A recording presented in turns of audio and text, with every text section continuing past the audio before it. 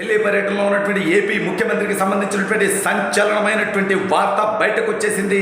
జగన్మోహన్ రెడ్డి ఢిల్లీలో ఒక రహస్య సమావేశానికి హాజరైనట్టుగా తెలుస్తూ ఉంది.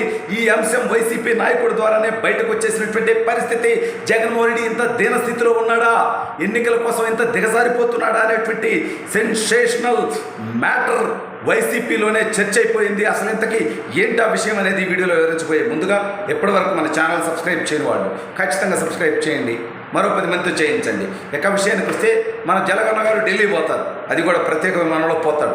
సరే, నాబోటి అమాయకులు సామాన్యులు ఏమనుకుంటారంటే ప్రత్యేక హోదా ఏమైనా తెస్తాడేమో, ప్రత్యేక విమానంలో పోతుండు కదా అనుకుంటారు. ఈ రాష్ట్రానికి నిధులు తీసుకురావడం కోసమో, ఈ రాష్ట్ర అభివృద్ధి కోసమో, ఈ రాష్ట్ర ప్రజల సంక్షేమం కోసమో, ఈ రాష్ట్రానికి సంస్థలు తీసుకురావడం కోసం పోతాడని అత్యాశ పడతా ఉంటాం మనబోటోళ్ళు. బట్ ఇతను అక్కడికి పోయేది ఇతని కేసుల కోసం, ఇతని అక్రమ సంపాదనని కాపాడుకోవడం కోసం అని మనందరికీ తెలుసు.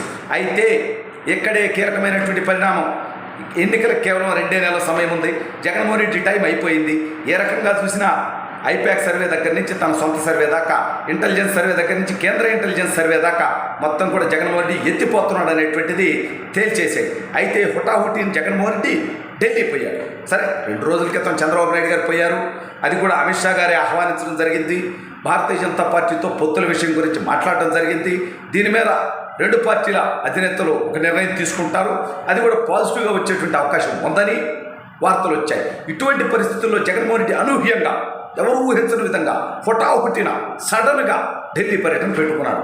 సరే, అతను ఢిల్లీ పోయినప్పుడు అలా పీకేదిందో మనందరికీ తెలుసు కాబట్టి మన బోటు వాళ్ళకి పెద్దగా ఆశలు ఉండవు. కానీ ఇతను ఈసారి ఢిల్లీ పోయి ఒక రహస్య వ్యక్తిని కలిసి, అంటే నేరుగా అమిత్ షా గారిని కలవాలనుకుంటే ఆయన అపాయింట్మెంట్ ఇవ్వలేదట. మొత్తానికి ఇవాళ పొద్దున ముఖ్యమంత్రి హోదాలో ఉన్నాడు కాబట్టి ప్రధానమంత్రి గారు కాస్త టైం ఇచ్చారు, దాన్ని గంట అని చెప్పి వీళ్ళు బయట సొల్లు చెప్పుకున్నారు. అది వేరే విషయం.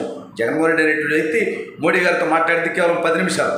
అది కూడా తన కేసు, తన బాబాయిని వేసేసినటువంటి కేసు, ఎన్నికలు రాబోతూ ఉన్నాయి, ఇంకొన్ని అప్పులు ఇవ్వాలి, ఇదే మాట్లాడుకున్నట్టు తప్పితే రాష్ట్రం గురించే కాదు, అది వేరే విషయం. అది మనందరికీ కూడా తెలుసు. మనం ప్రత్యేకంగా దాని గురించి చెప్పుకుంటాం.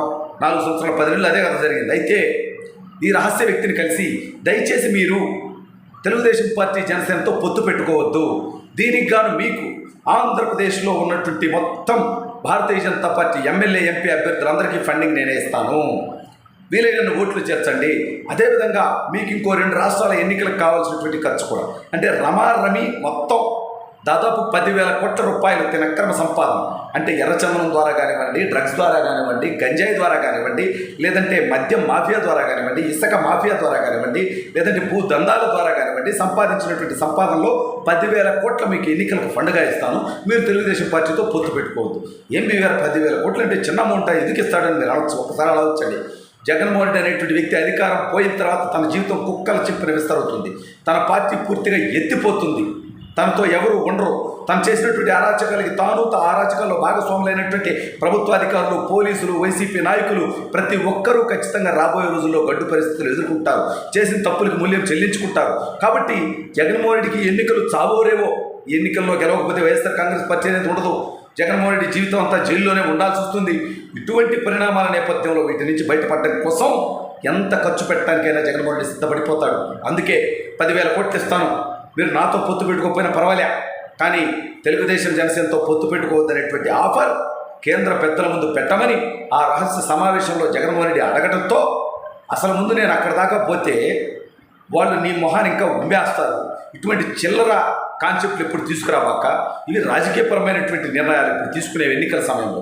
కాబట్టి రాజకీయంగా భారతీయ జనతా పార్టీకి ఏది అవసరం ఉంటుంది, ఏది వాళ్ళకు ఉపయోగపడుతుంది అనేటువంటి దాని మీద నిర్ణయాలు తీసుకుంటారు. కానీ నీ ఓటు 10,000 కోట్లు ఇస్తాడో, నీలాంటి డెకాయిట్ని సమర్థిస్తే జాతీయ స్థాయిలో నష్టపోతామనేది భారతీయ జనతా పార్టీ నాయకత్వానికి తెలుసు అని ఆ వ్యక్తి కూడా నేరుగా సమాధానం చెప్పినట్టుగా తెలుస్తూ ఉంది. అయితే ఇక్కడే ఇంకొక ట్విస్టు. జగన్మోహన్ రెడ్డికి అత్యంత సన్నిహితుడు వైఎస్ఆర్ కాంగ్రెస్ పార్టీ రాజ్యసభ సభ్యుడు వేమిరెడ్డి ప్రభాకర్ రెడ్డి నెల్లూరు ఎంపీ అభ్యర్థి అని చెప్పుకున్నప్పటికీ అతని మాట చెల్లుబాటు అవ్వలేదని అలిగి పోయి ఢిల్లీలో కూర్చోన్నాడు వారం రోజులుగా. అయితే జగన్మోహన్ రెడ్డి ఢిల్లీ పోయాడు. మరి ఢిల్లీ వస్తున్నాడు జగన్మోహన్ రెడ్డి గారు, మీరు కలవాలని చెప్పి వేమిరెడ్డి ప్రభాకర్ రెడ్డి గారికి చెప్పడం జరిగింది. వైసీపీలో ఉన్నటువంటి కొంతమంది అంతరంగిక పెద్ద సలహాదారులు. అయితే వేమిరెడ్డి గారు ఢిల్లీలో ఉంటే లెట్టొకటి టార్చర్ చేస్తారు, నేను పోకపోయినా జగనన్నే వచ్చేస్తాడు, కాబట్టి ఇక్కడ ఉంటే సేపు కాదనుకున్నట్టుగా జగన్మోహన్ రెడ్డి అక్కడికి చేరే టయానికి వైసీపీ ఎంపీ వేమిరెడ్డి ప్రభాకర్ రెడ్డి గారు ఏకంగా దుబాయ్ వెళ్ళిపోయి జగన్మోహన్ రెడ్డిని కలవటానికి, జగన్మోహన్ రెడ్డి మొహం చూడటానికి కూడా ఇష్టపడకపోవడంతో వైసీపీ విస్తుపోయేటువంటి పరిస్థితి. ఎందుకంటే వైసీపీ ఎమ్మెల్యే సీట్లు ఇస్తామంటే పోటీ చేయడానికి రెడీగా లేరు, ఎంపీ సీట్లు ఇస్తామంటే పారిపోయేటువంటి పరిస్థితిలో ఉన్నారు అనేక మంది. అంటే వాళ్ళందరికీ తెలుసు ఓటమి ఖాయమైపోయింది అని. జగన్మోహన్ రెడ్డి దగ్గరికి వచ్చినటువంటి సర్వేలు వాళ్ళ దగ్గర కూడా వస్తాయి, అటో ఇటో చేరి. ఇవన్నీ తెలుసుకున్నటువంటి వాళ్ళు వైసీపీలో ఉంటే పుట్టెమురుగుతాం, ప్రజా వ్యతిరేకతలో మనం కొట్టుకుపోతాం అనేటువంటి ఆందోళనతో ఉన్నవాళ్ళు అయితే ఇతర పార్టీల అవకాశాల కోసం చూస్తూ ఉన్నారు. ఇతర పార్టీల అవకాశం ఇవ్వకపోతే రాజకీయాల నుంచి తప్పుకోవడానికి కూడా చూస్తూ ఉన్నారు. ఎందుకంటే వందల కోట్లు వేల కోట్ల రూపాయలు పెట్టి పోగొట్టుకోలేరు కదా. ఓడిపోయే పార్టీ తరఫున ఈ రకంగానే అభ్యర్థులుగా అనుకునేవాడు పారిపోయేటువంటి పరిస్థితులు ఉంటాయనేది మన గతంలో కూడా తెలుసు. అందుకే జగన్మోహన్ రెడ్డి ఢిల్లీ పర్యటనతో ఏదో పీకుదాం, ఏదో సాధిద్దామని పోతే ఇతను అనుకున్నటువంటి విధంగా భారతీయ జనతా పార్టీ పెద్దలు స్పందించకపోవటం, తన సొంత పార్టీ ఎంపీ రాబోయే ఎన్నికల్లో లోక్సభ అభ్యర్థి అనుకుంటున్నటువంటి వ్యక్తి జగన్మోహన్ రెడ్డిని కలవకుండా మొహం చాటేయడంతో జగన్ బెత్తరపోయినట్టుగా తెలుస్తోంది.